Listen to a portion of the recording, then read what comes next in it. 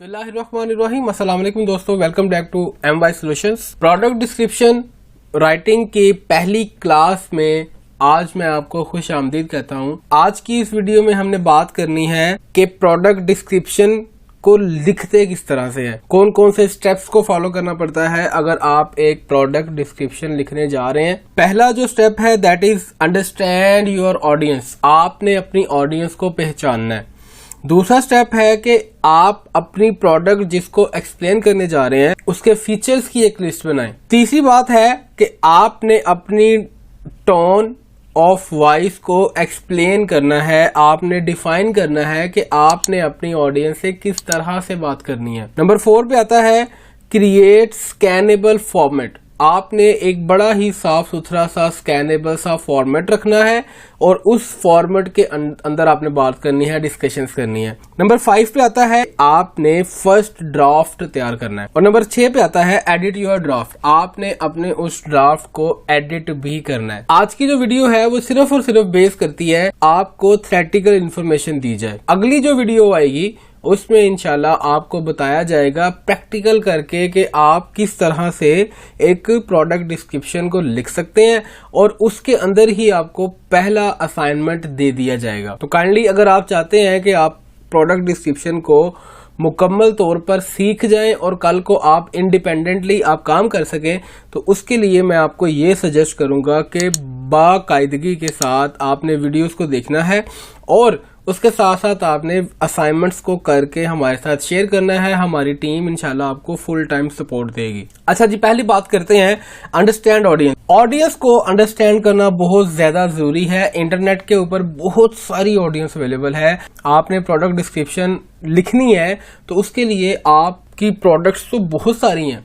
आप Amazon पे चले जाएं, आप दराज पे चले जाएं, आप alibaba.com पे चले जाएं, किसी भी ई कॉमर्स की वेबसाइट पे आप चले जाएं तो वहां पर प्रोडक्ट्स का एक जहान आबाद है। अब हर प्रोडक्ट की अपनी ऑडियंस है। आपने जिस प्रोडक्ट के बारे में डिस्क्रिप्शन लिखनी है, फर्स्ट ऑफ ऑल आपको उस चीज के बारे में पता होना चाहिए और उस चीज की ऑडियंस कौन सी है। क्या वो रिच क्लास है, क्या वो मिडिल क्लास है, क्या वो लोअर क्लास है, क्या वो सैलरीड क्लास है, क्या वो स्कूल गोइंग स्टूडेंट्स हैं, कॉलेज गोइंग स्टूडेंट्स हैं, किस कैटेगरी से वो लोग बिलोंग करते हैं। क्या वो लोग स्पोर्ट्स के साथ लिंक करते हैं, क्या वो फैशन के साथ लिंक करते हैं, क्या वो टेक्नोलॉजी के साथ लिंक करते हैं, किस चीज के साथ उनका नॉलेज है, किस चीज के साथ वो अटैच है।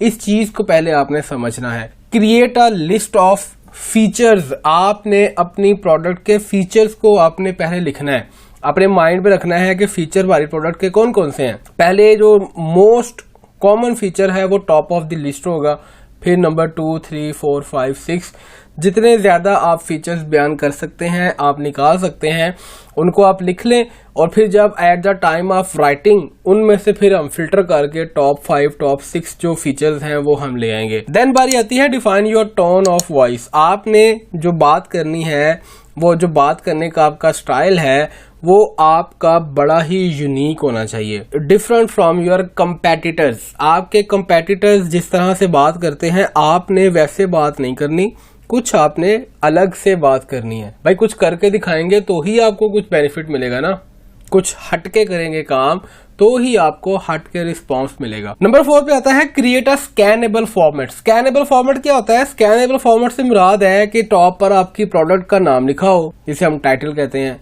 उसके बाद नीचे आपने उसकी डिस्क्रिप्शन लिखनी है, थोड़ी सी आपने बताना है कि ये चीज क्या है, फिर आपने उसके बेनिफिट्स बताने हैं, फिर आपने उसके फीचर्स बताने हैं। बेनिफिट्स और फीचर में क्या डिफरेंस है? बेनिफिट से मुराद है कि आपको ये प्रोडक्ट हासिल करने के बाद क्या क्या बेनिफिट्स होंगे, क्या क्या फायदा आपको मिलेगा। फीचर से क्या मुराद है कि ये प्रोडक्ट जो पहले वाली प्रोडक्ट्स हैं उनसे डिफरेंट कैसे है, how it is different from the previous products.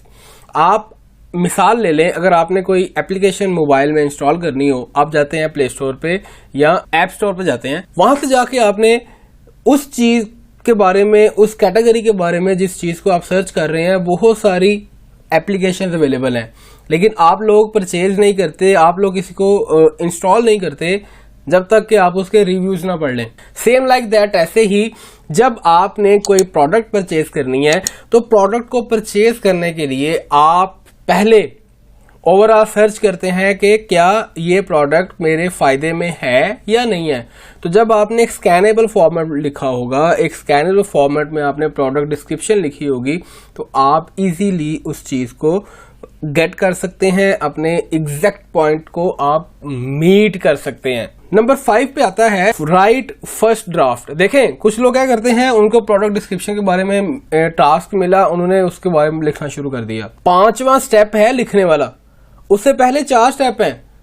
अगर आप 4 स्टेप नहीं करेंगे पहले पूरे, तो 5वां स्टेप आपको हमेशा आपको नाकामी का मुंह ही दिखाएगा। लिहाजा आपने पहले 4 स्टेप्स को पूरा करना है। पहले अपनी ऑडियंस को समझना है, फिर आपने एक लिस्ट बनानी है फीचर्स की, उसके बाद आपने अपने टोन को डिसाइड करना है, उसके बाद आपने एक स्कैनेबल फॉर्मेट के अंदर आपने काम करना है, और फिर बारी आती है लिखने की कि आपने अब लिखना क्या है। देन फाइनली जब आपने लिख लिया, तो एट द एंड आपने अपने टास्क को, जो भी आपका प्रोजेक्ट था, जो भी आपको काम मिला था करने के लिए, उसको आपने मुकम्मल तौर पर आपने उसको रीड आउट करना है। अगर उसमें कोई चेंजेस की या उसमें कोई मॉडिफिकेशन की कोई ऑप्शन अवेलेबल है, तो आप उसको मॉडिफाई करें, उसको आप मैक्सिमम लेवल तक जाके आप उसको चेंज करें, अपने ड्राफ्ट को एडिट करें, बार बार 2-3 दफा 4 दफा, जितनी बार आप उसको पढ़ेंगे, आपको बहुत ज्यादा इंप्रूवमेंट नजर आएगी कि इसमें ये चीज इंप्रूव होने वाली है, ये चीज इंप्रूव होने वाली है। तो कम से कम आप 2 से 3 दफा अपने लिखे हुए टेक्स्ट को पढ़ा करें, उसमें ग्रामेटिकल मिस्टेक्स, उसमें सेंटेंस स्ट्रक्चर, उसमें जो गलत बातें आप लिख चुके हैं, गलत बातों से मुराद है कि कोई ऐसी बात जो आपकी प्रोडक्ट में अवेलेबल नहीं है, फिर भी आपने लिख दी हुई है, तो उस चीज को वहां से रिमूव करना आपकी रिस्पॉन्सिबिलिटी है। अदरवाइज अगर वो क्लाइंट ने पढ़ लिया, कस्टमर ने पढ़ लिया, तो वो आपके लिए कल को नुकसान का बायस बन सकता है।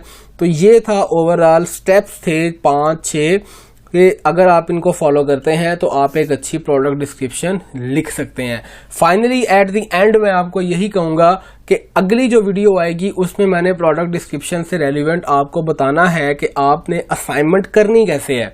मैं आपको प्रैक्टिकल करके दिखाऊंगा, क्योंकि मैंने इस चैनल के ऊपर इंशाल्लाह मैंने हर वो प्रोजेक्ट, हर वो कोर्स यहाँ पर स्टार्ट करना है कि जो मैं आपको प्रैक्टिकली सिखा सकूं। तो मैक्सिमम जितना मेरे पास नॉलेज है वो सारा मैं आपको सिखाऊंगा, लेकिन in the way of practical करके दिखाऊंगा। किताबी बातें नहीं होंगी, हवाई बातें नहीं होंगी।